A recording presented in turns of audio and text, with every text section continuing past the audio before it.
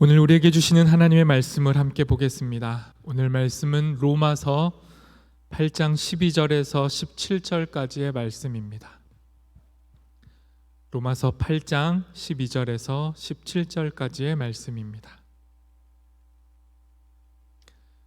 자, 여러분이 한 절씩 교독하도록 하겠습니다. 제가 먼저 하나님의 말씀을 읽습니다. 그러므로 형제들아, 우리가 빚진 자로 돼 육신에게 져서 육신대로 살 것이 아니니라.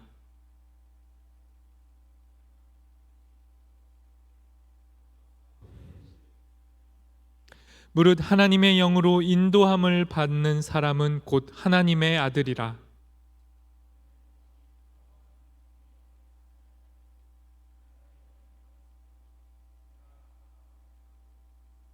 성령이 친히 우리의 영과 더불어 우리가 하나님의 자녀인 것을 증언하시나니,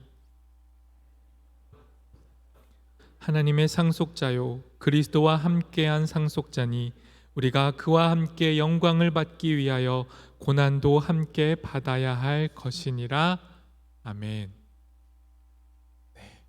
아빠 아버지라는 제목으로 오늘 하나님 말씀을 함께 나누겠습니다. 여러분, 오늘은 삼위일체 주일입니다. 요즘 연속적으로 주일 앞에 이름이 많이 붙죠. 삼위일체 주일. 지난주는요 성령 강림 주일이었습니다. 2주 연속으로 어려운 주일을 맞이하고 있습니다. 일단 이름이 다 어려워요. 성령 강림 주일도 만만치 않았고, 오늘은 또 삼위일체 주일인데요, 이 삼위일체라는 말 교회 다니면서 한 번씩은 꼭 들어보셨을 텐데, 기독교 신앙의 교리 중에, 이론 중에 가장 난해한 이론 중에 하나입니다. 그래서 일단 마음을 굳게 먹으시고 오늘 함께 나눠봤으면 좋겠습니다. 일단 삼위일체, 한국말로도 어려워요. 너무 어려운데 풀어보자면요, 삼위는 세 위격, 세 가지 인격을 의미하고요, 일체는 그 세 가지 위격이 하나의 본체를 이룬다, 하나의 본질을 이룬다, 이런 의미예요. 삼위일체를 제가 방금 쭉 풀어서 정의를 해드렸는데 그래도 이해가 안 되시죠? 한국말로 풀었는데 더 어려워요. 그리고 이 한국말 정의가 삼위일체를 어떻게 보면 더 어렵게 만들고 오해하게 만드는 정의이기도 해요. 그래서 이것을 그럼 어떻게 좀 더 쉽게 이해할까 해서 사람들이 이제 고민을 하다가 숫자로 표현을 하기도 해요. 숫자로 표현하면 저렇습니다.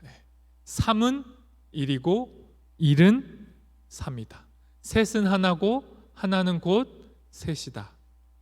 이해되시나요? 이게 또 무슨 말이냐 하는 반응들이신데요, 이 숫자로 삼위일체를 표현하는 게요 굉장히 위험해요.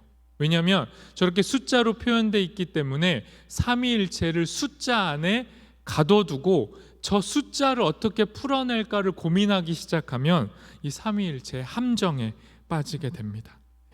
그래서 정리해보면요, 삼위일체는 어려운 말이지만 어떤 의미냐면요, 우리를 구원하시는 하나님이 도대체 어떤 하나님이신지를 표현해낸 말인 거예요.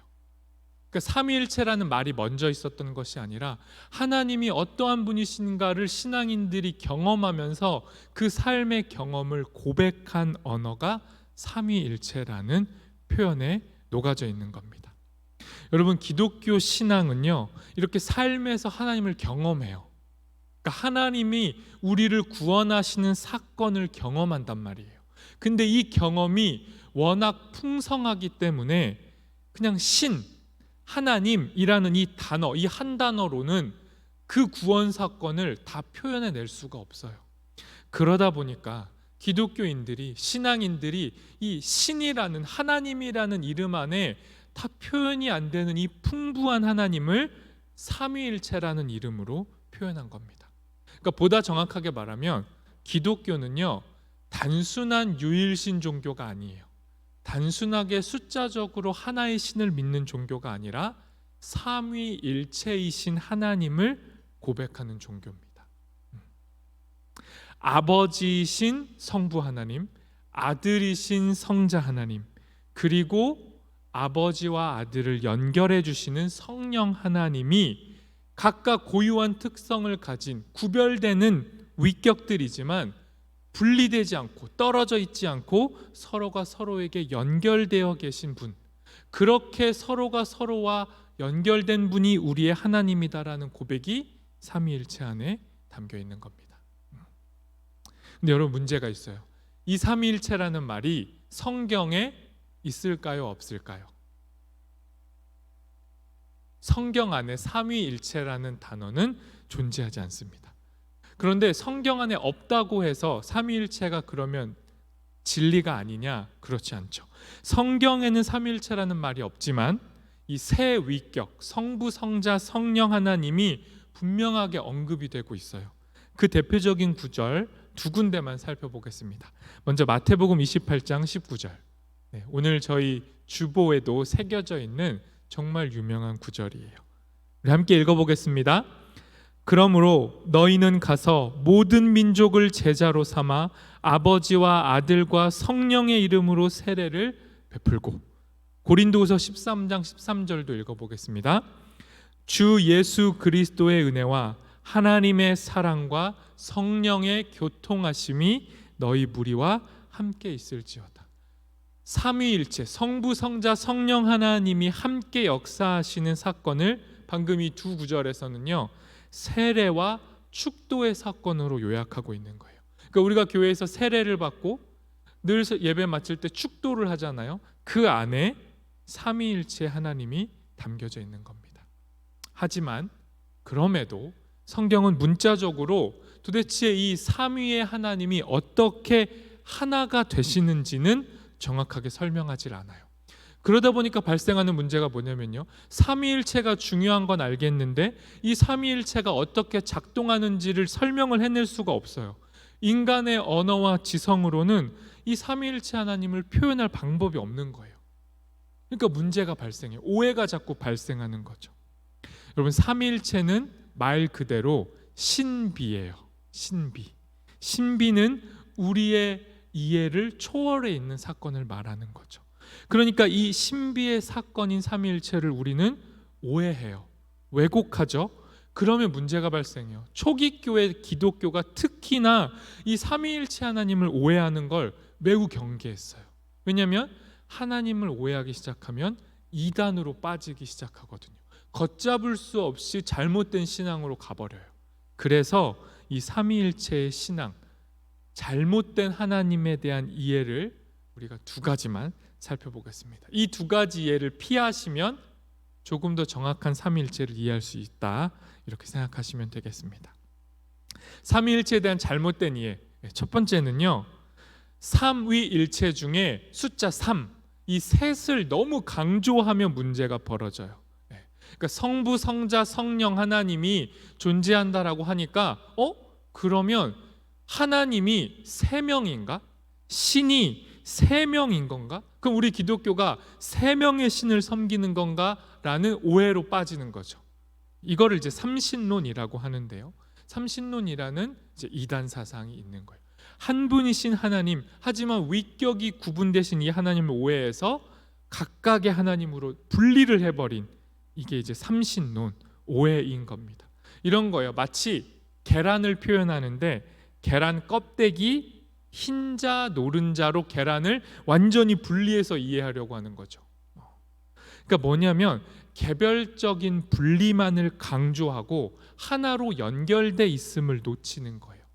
세 분만 강조하고 한 분이신 하나님을 놓칠 때 삼신론 이단 사상에 빠지게 되는 겁니다. 그리고 역으로 두 번째 잘못된 이해가 있는데 그게 뭐냐면요, 셋이 아니라 하나를 또 지나치게 강조해도 삼위일체를 오해하게 돼요.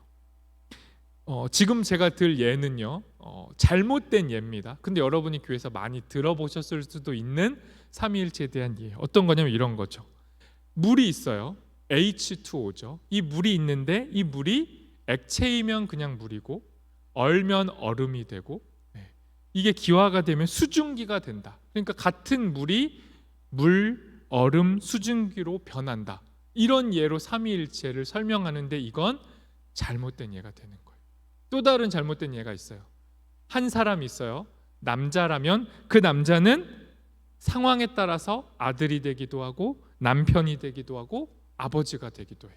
여자라면 딸이 되기도 하고 아내가 되기도 하고 어머니가 되기도 하는 이러한 예를 가지고 삼위일체로 설명하는 경우가 있는데, 이 모든 예가 잘못된 예라는 거죠. 방금 들었던 예는요, 각각의 고유한 그 하나님의 고유성을 제거하고 그냥 기계적으로 그 셋은 모양만 다르지 다 하나 같은 본질을 가지고 있어 라는 걸 강조한 거예요. 그러니까 마치 이런 거예요. 구약에서는 하나님이 아버지로 등장하시고 신약에서는 예수님으로 나타나고 오늘날은 성령님으로 모양을 바꿔가면서 나타나신다. 얼굴을 바꿔가면서 변화하면서 우리 가운데 오신다라는 이 설명이 잘못된 설명인 거죠.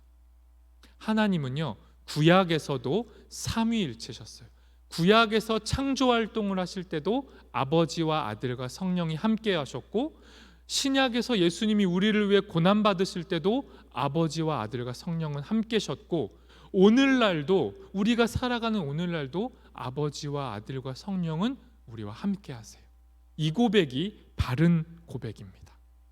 오해하지 않도록, 왜곡에 빠지지 않도록 이해를 좀 하셨으면 좋겠어요. 그래서 이런 잘못된 삼위일체 이해를 극복하기 위해서 2000년 동안 수많은 사람들이 노력을 했어요. 어떻게 하면 좀 더 쉽게 설명할까? 오해하지 않을까? 그 고민 끝에 도달한 지점이 있어요. 그게 뭐냐면 삼위일체를 사랑으로 풀어보는 겁니다. 사랑으로. 여러분, 사랑은 혼자 못해요. 대상이 필요하거든요. 사랑은 어떤 대상을 필요로 하고 그 대상과 사랑을 나눌 때 사랑이 또다시 흘러가게 돼요. 이걸 삼위일체로 표현하는데요. 그림 보여주셔도 괜찮을 것 같습니다. 이런 거죠. 사랑하는 자가 있어요. 사랑하시는 분이 있고 또 사랑을 받는 분이 있고 그 모든 것을 아우르는 사랑이 있는 거죠. 이 사랑하는 자와 사랑받는 자와 사랑으로 삼위일체를 표현한 거예요. 사랑하는 자는 성부 하나님, 사랑받는 자는 성자 예수님, 그리고 사랑이 성령 하나님이다라고 표현을 한 거죠. 이런 식의 사랑을 가지고 삼위일체를 표현하면 장점이 있어요. 그게 뭐냐면 어떻게 셋이 하나고 하나가 셋이냐, 이 수식을 설명해 주는데 유용하진 않아요. 그런데 이 이해를 통해 뭘 알 수 있냐면요, 하나님이 사랑이시다라는 걸 알 수 있고 우리는 그 사랑을 받는 자다라는 걸 알 수 있는 거예요. 그러니까 어떤 머리로 삼위일체를 이해하는 게 아니라 우리가 사랑받고 있는 자다라는 이 사실을 이 도식이 우리에게 알려주는 거죠. 하나님께 사랑을 받을 때 우리는 사랑을 받고 우리가 받은 사랑이 다시 흘러가게 된다라는 거예요. 이 사랑의 삼위일체를 통해서 우리는 우리 자신과 하나님을 보다 선명하게 알게 됩니다. 다음 그림도 보여주실까요? 네, 이거예요. 완전하신 하나님이 사랑을 하세요. 그분으로부터 사랑이 흘러와서 우리는 사랑을 받죠.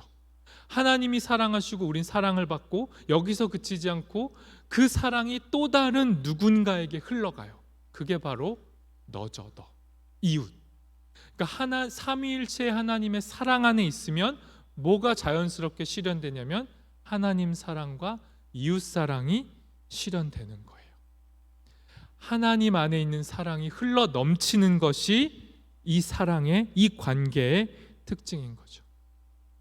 다시 정리할게요. 삼위일체를 한마디로 표현해라 하면 뭐가 되냐면요, 사랑이 되고요, 그 사랑을 또 다른 말로 하면 관계가 되는 거예요.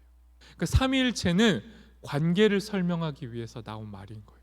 우리가 어떻게 사랑을 받고 있고 그 사랑이 어떻게 흘러가는지를 보여주는, 딱딱한 이론이 아니라 살아있는 관계 안에서 나오는 신앙 고백이 삼위일체다, 이렇게 이해하시면 좋겠습니다. 그래서 이 모든 것을 종합해 가지고요 하나의 그림으로 보일 수 있어요.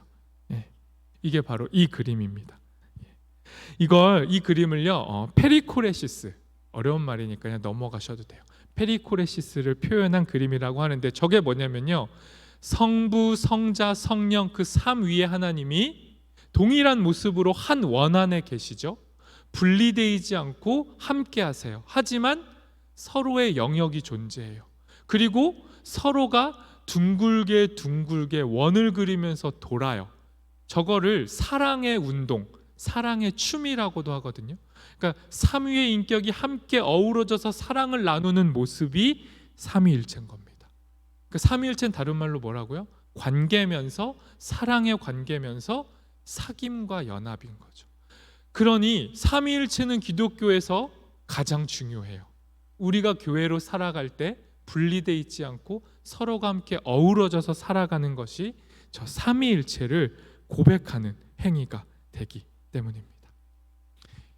여기까지가 삼위일체에 대한 이론이었어요. 그러면 오늘 이 삼위일체의 이해를 가지고 오늘 본문 속으로 좀 들어가 보겠습니다. 오늘 본문 속에서 이 삼위일체가 어떻게 우리의 삶에 연결되는지, 우리의 삶에 진짜 의미가 있는지 한번 확인해 보도록 하겠습니다.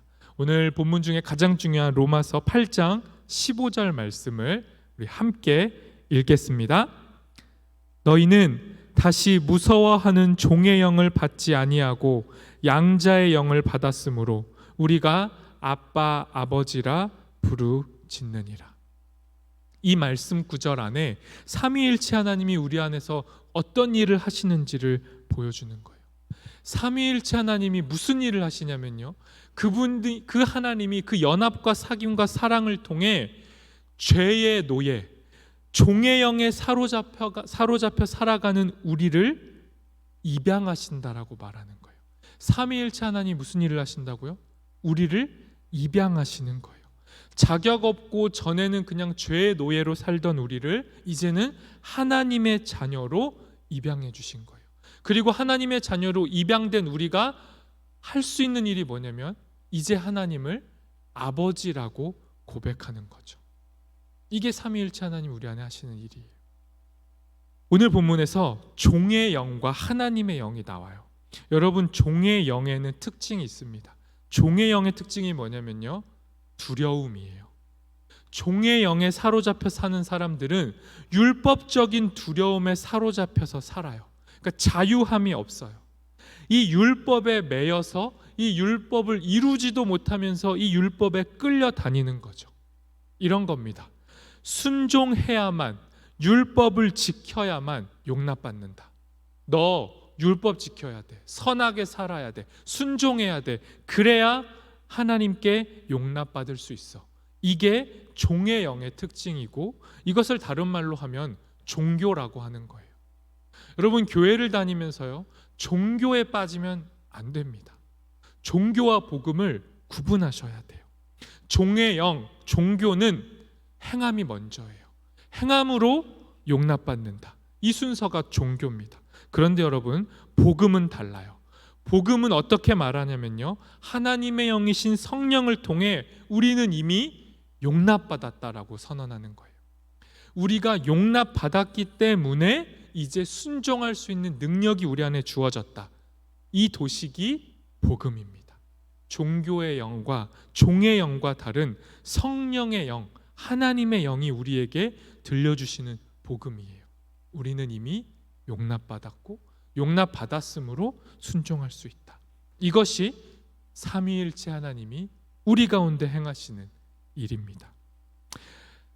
삼위일체 하나님께서 우리 가운데 하시는 일을 통해 우리가 뭐가 되냐면요, 하나님의 자녀로 입양되는 거예요. 하나님의 자녀가 되는데 이 하나님의 자녀가 누릴 수 있는 특권이 몇 가지가 있어요. 그 몇 가지를 잠시 살펴보도록 하겠습니다. 첫 번째는요, 하나님의 자녀로 입양되면 우리는 안전합니다. 두려워할 필요가 없어요. 그러니까 하나님의 자녀인가 내가 하나님의 자녀가 아닌가를 확인하시려면 내 상태를 보시면 돼요. 내가 두려움에 사로잡혀 사는가 아니면 자유함 속에 사는가. 혹 내 안에 내가 이렇게 행동하면 하나님으로부터 단절될 것 같아, 나 하나님의 자녀가 아니고 하나님의 관계에서 끊어질 것 같아 라는 두려움이 우리를 지배하고 있다면 그건 종교의 영에 사로잡혀 있는 거예요. 종의 영에 가깝습니다. 하나님의 영에 사로잡힌 하나님의 자녀는 두려워하지 않아요. 부모님이 나를 버릴까 버리지 않을까 자녀는 두려워하지 않아요. 자녀는 자기가 뻔뻔하게 잘못을 해도 부모로부터 버려질 것 같다라는 두려움을 느끼지 않아요. 이게 자녀와 종의 차이입니다. 자녀는 율법의 두려움에서 벗어날 수 있어요. 두 번째 특권이 있습니다. 하나님의 자녀는요, 권세를 누리게 돼요. 그러니까 종이 아닌 자녀로서의 권세인 거죠. 종은요, 복종의 의무만 있어요. 율법을 따라야 해요. 순종만 해야 돼요. 그런데 자녀는 다릅니다. 자녀는 아버지의 권세와 아버지의 특권을 누릴 수 있어요. 하나님 아버지가 가지고 계신 그 영광의 권세를 누리는 게 자녀의 특권입니다. 하나님의 자녀는 권세를 누릴 수 있어요. 세 번째는요, 친밀함입니다. 하나님의 자녀는요, 아버지 하나님과 친밀하게 지낼 수 있어요. 친밀하게 지낸다라는 그 증거가 뭐냐면요, 호칭에서 나타나는 거예요. 종은 하나님을 부를 수도 없고 아버지라고 부를 수도 없죠. 그런데 자녀만이 하나님을 아버지라고 불러요. 하나님이 멀리 계시지 않고 우리 삶에 가까이 함께 하신다라는 증거가 바로 우리의 호칭에 있는 거예요. 우리가 이 하나님 아버지를 언제 부르냐면요, 기도할 때 불러요. 그러니까 여러분, 기도하실 때 우리는 우리가 하나님의 자녀됨의 특권을 사용하게 되는 거예요. 기도할 때 하나님을 부르시잖아요. 아버지, 나의 아버지, 하나님 아버지라고 호명하게 될 때 우리가 자녀임이 증명이 되는 겁니다. 그러니 여러분, 하나님과 친밀함의 이 특권을 누리고 싶으시다라면 기도하셔야 돼요. 그리고 하나님을 부르셔야 합니다. 하나님 자녀만이 아버지를 부를 수 있어요. 하나님 자녀의 네 번째 특권, 그것은 바로 확신입니다. 성령께서 우리가 하나님의 자녀라고 확실하게 증언을 해주세요. 성령이 우리의 영과 더불어서 우리가 누군지를 증언해 주시는 거죠. 그 말씀이 이어지는 16절에 등장합니다. 우리 16절 말씀을 함께 읽겠습니다. 성령이 친히 우리의 영과 더불어 우리가 하나님의 자녀인 것을 증언하시나니. 여러분, 우리가 하나님의 자녀라는 걸 우리는 의심할 수 있는데요, 성령 하나님이 우리가 하나님의 자녀라고 증언하신다라는 거예요. 입증해 주신다라는 거예요. 이것이 우리의 확신의 근거예요. 우리가 불안하고 염려하고 두려운 게 우리 상태를 의미하는 게 아니라 성령 하나님 우리를 무엇라고 말씀하시는지가 우리 상태를 보증해 주는 겁니다. 우리가 하나님의 자녀라고 성령 하나님이 말씀하신다는 거예요. 하나님의 자녀가 누리는 다섯 번째 특권, 그것은 바로 상속권입니다. 하나님의 자녀는요, 하나님의 상속자가 돼요. 근데 뭘 상속받느냐? 영광을 상속받는다라는 거죠. 로마서 8장 17절도 함께 읽겠습니다. 자녀이면 또한 상속자 곧 하나님의 상속자요 그리스도와 함께 한 상속자니 우리가 그와 함께 영광을 받기 위하여 고난도 함께 받아야 할 것이니라. 여러분, 하나님의 자녀가 되면 특권이에요. 뭐냐면 영광을 누린다고요. 그런데 여러분, 안타까운 건 뭐냐면 영광만 누리지 않아요. 그리고 영광은 잘 안 보입니다. 이 영광은 마지막 때에 정말 주 예수 그리스도와 함께 온전히 누릴 그 마지막 영광으로 가려져 있어요.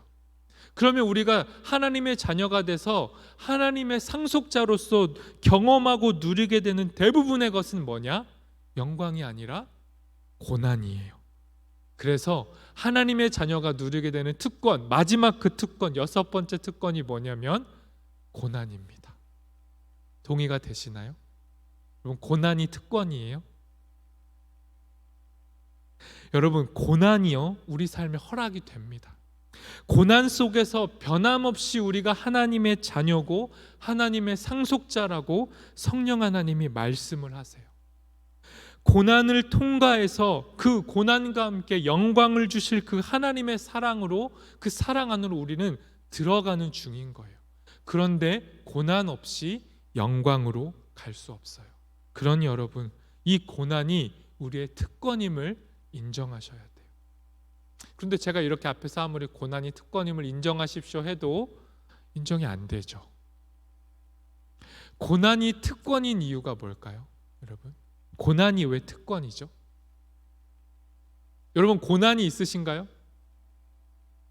있으시잖아요. 그럼 그 고난을 잘 생각해 보세요. 그 고난이 왜 유익함입니까?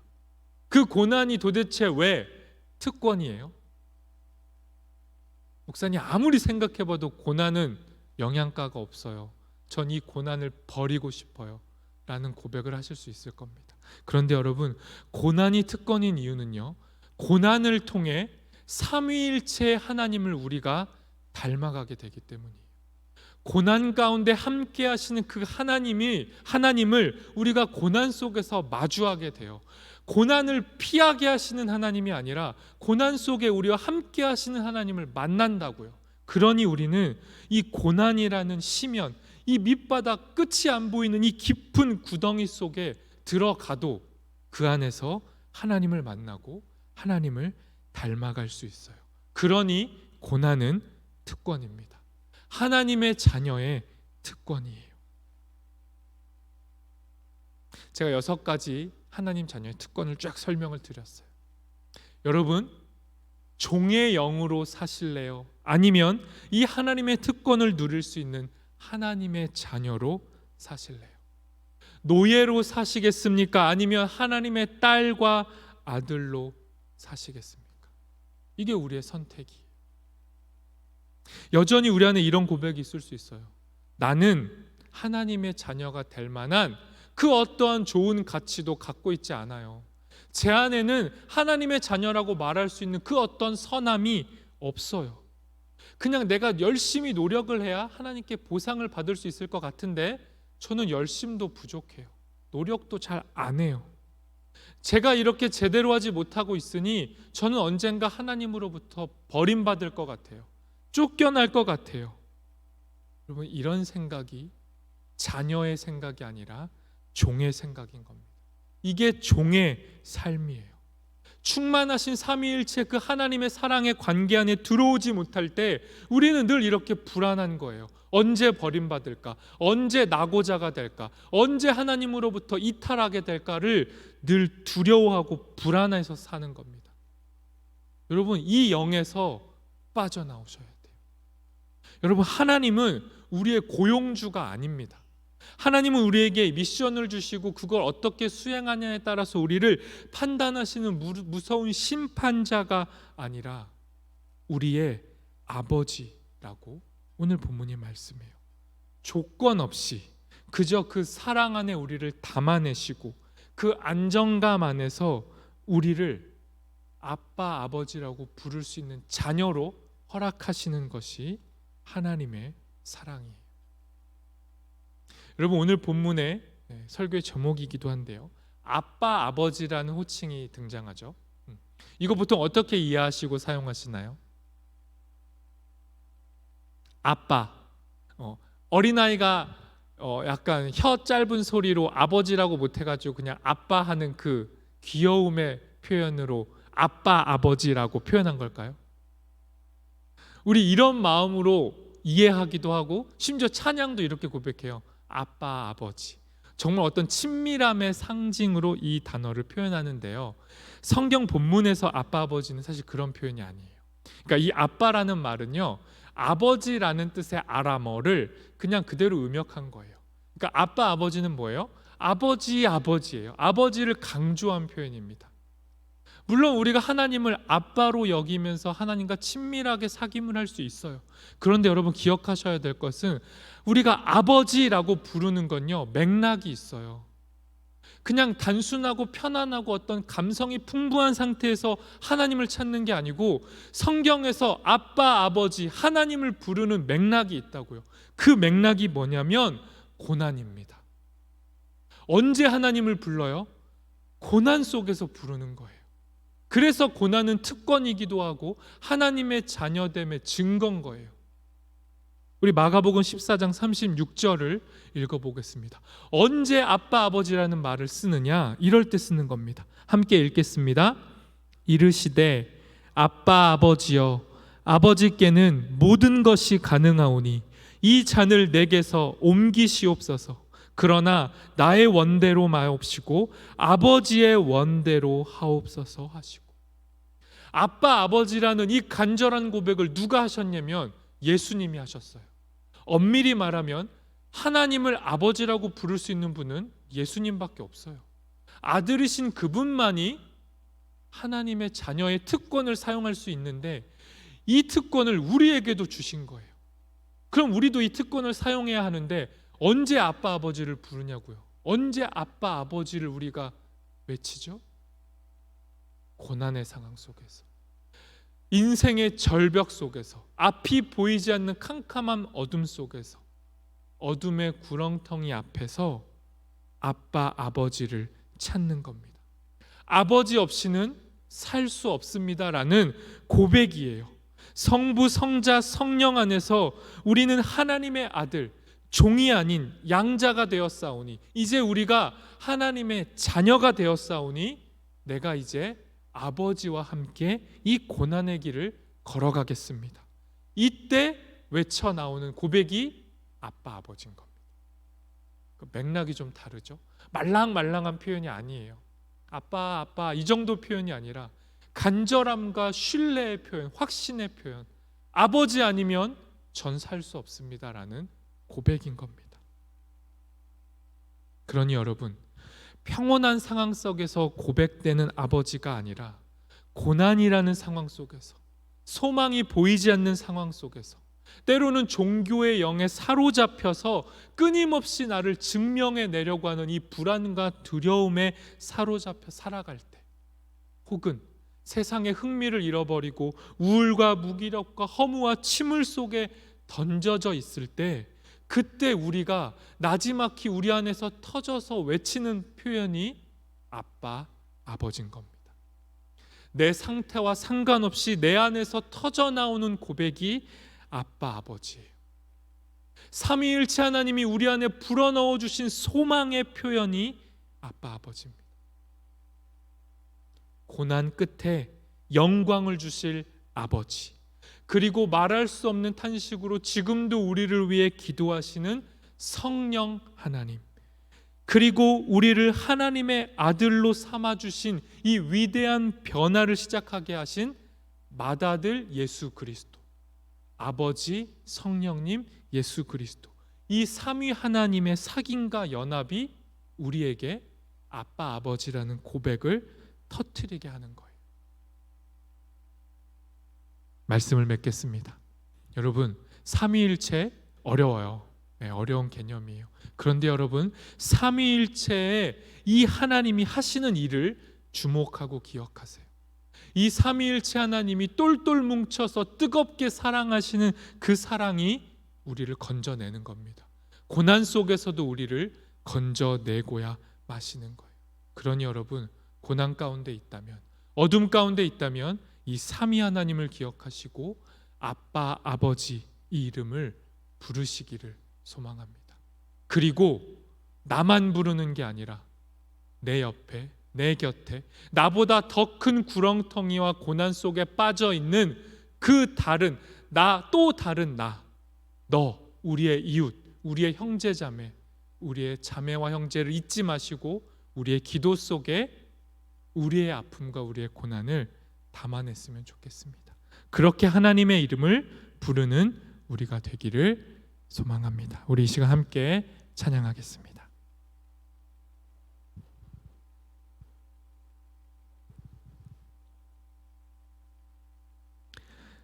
우리 이 시간 함께 찬양하실 때 아버지의 이름을 부를 거예요. 아버지의 이름을 외치면서 찬양하실 텐데 이 찬양의 가사에 우리의 이 고백을 담았으면 좋겠습니다. 아버지, 아빠, 아버지, 우리의 아버지 되시는 하나님,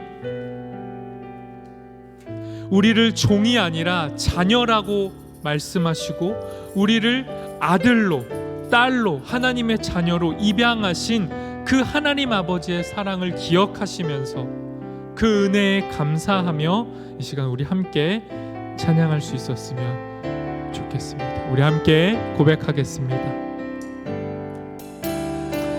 아버지 사랑 내가 노래해. 아버지 은혜 내가 노래해. 아버지 은혜 내가 노래해. 그 사랑 변함없으신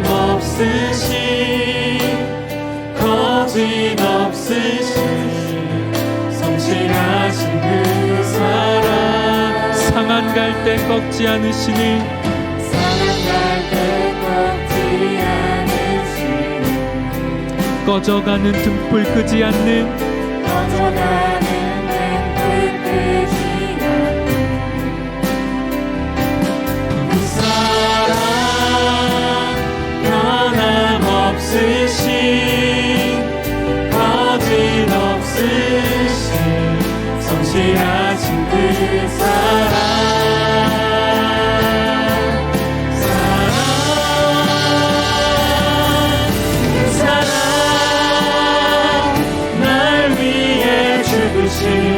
날 위해 다시 사신 예수 그리스도 다시 오실 그 사랑 죽음도 생명도 천사도 하늘의 어떤 것에도 끊을 수 없는 영원한 그 사랑. 한 번 더 고백합시다. 아버지 사랑 내가 노래해.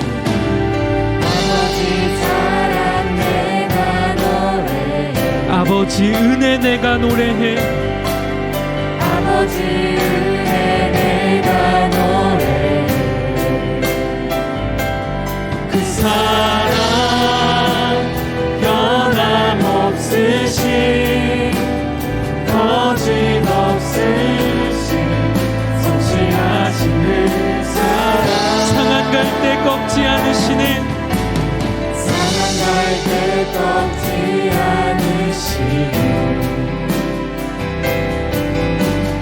꺼져가는 등불 끄지 않는 그 사랑 변함없으신 거짓없으신 성실하신 그 사랑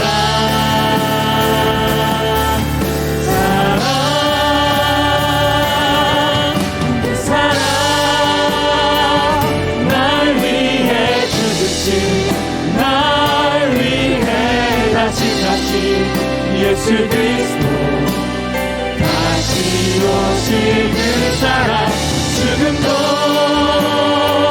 생명도 천사도 하늘의 어떤 곳에도 끊을 수 없는 영원한 그 사랑 그 사랑 날 위해 죽으신 그 사랑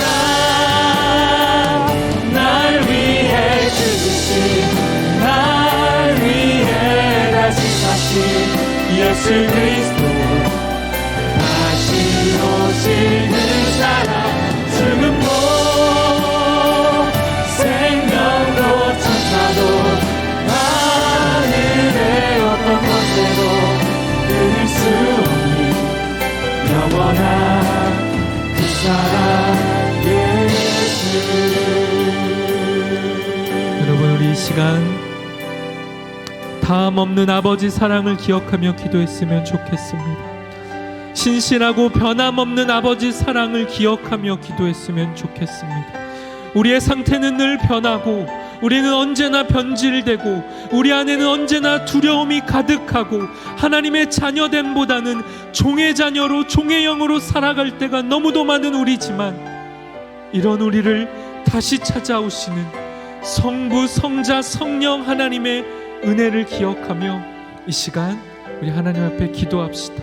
하나님, 우리의 아버지 되신 하나님, 주님의 이름을 부르짖으오니 우리 가운데 다시 임하시고 그 은혜로 우리를 자녀 삼아달라고, 우리를 주의 자녀로 살아가게 해달라고 시간 함께 기도하도록 하겠습니다. 기도합시다. 성령 하나님, 아빠 아버지, 우리 가운데 주의 영을 허락하여 주시옵소서. 성령 하나님, 우리 안에 종의 영이 떠나가고 종교의 영이 떠나가고 성령 하나님의 영을 부으셔서 우리의 입술을 여시고 우리의 영을 열어주셔서 주님을 우리의 아버지라 고백하게 허락하여 주시옵소서. 아버지라 고백하는 우리의 입술 가운데 하나님 두려움을 떠나가게 하시고 자녀로서의 확신과 친밀함과 평안함과 주의 자녀의 권세를 누리고 주님을 닮아가며 살아갈 수 있도록 우리 가운데 함께하여 주시옵소서. 주님이 우리 가운데 부여하신 그 특권을 사용하며 걸어가기를 소망하고 우리 가운데 와는 우리를 주의 자녀 삼아 주옵소서. 주님, 두려워 떨고 있는 이들의 마음을 바꾸시고 주님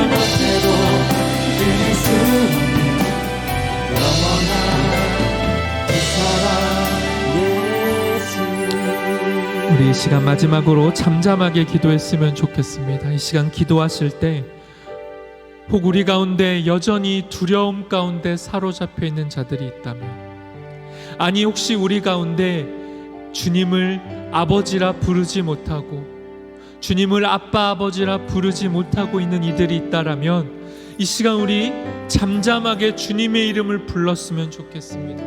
하나님께서 우리 가운데 주의 자녀된 권세를, 그 특권을 우리 가운데 허락하시겠다라고 약속하시니 그 약속을 부여잡고 주님, 우리가 주의 이름 부를 때 주님의 자녀 되게 하시고 안정감을 우리에게 허락하시고 평안함을 허락하시고 친밀감을 허락하시고 세상 그 어디에서도 주지 않는 주님의 자녀라는 그 확신을 주시고 주님을 닮아갈 수 있는 특권을 허락하시고 고난 가운데 살아갈지라도 그 고난 너머에 하나님의 영광을 내다볼 수 있는 그 은혜를 허락하여 달라고, 주님 우리를 주의 자녀 삼아 달라고 이 시간 우리 아빠 아버지를 부르며 잠잠히 기도하도록 하겠습니다. 기도합시다.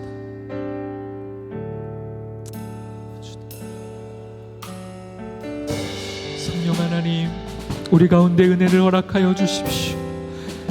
지금도 주님의 이름을 부르지 못하고 있는 자들이 있다면 주의 영을 부으시고 하나님의 영을 부으시고 성령을 부으시고 아들의 영을 부으셔서 그의 입술과 그의 영혼이 깨어 일어나 하나님을 아빠 아버지라 부를 수 있는 은혜를 허락하여 주십시오. 하나님, 이곳에 모인 이들, 온라인으로 함께하고 있는 예배자들, 하나님이 이 예배의 자리에 함께하지 못하고 있는 수많은 하나님을 모르는 이들에게 아버지의 영을 부으셔서 그들의 입술을 여셔서 누구든지 주의 이름 부를 때 구원을 얻을 수 있는 역사를 허락하여 주시옵소서. 주님, 우리 가운데 아버지로, 아버지의 영으로 찾아와 주시옵소서.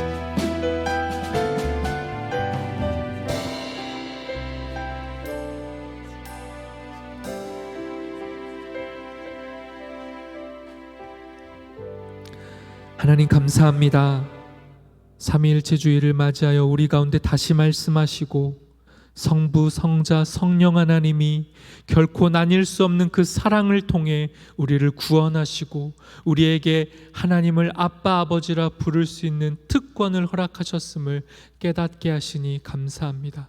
주님이 이 권세를 누리게 하시고 이 권세 앞에 사로잡히게 하시고 우리 모두가 주의 영에 사로잡혀 하나님을 부르며 이 땅을 고난을 통과하며 하나님의 영광을 향해 살아가는 우리 모두가 될 수 있도록 함께하여 주옵소서. 예수님의 이름으로 기도합니다. 아멘.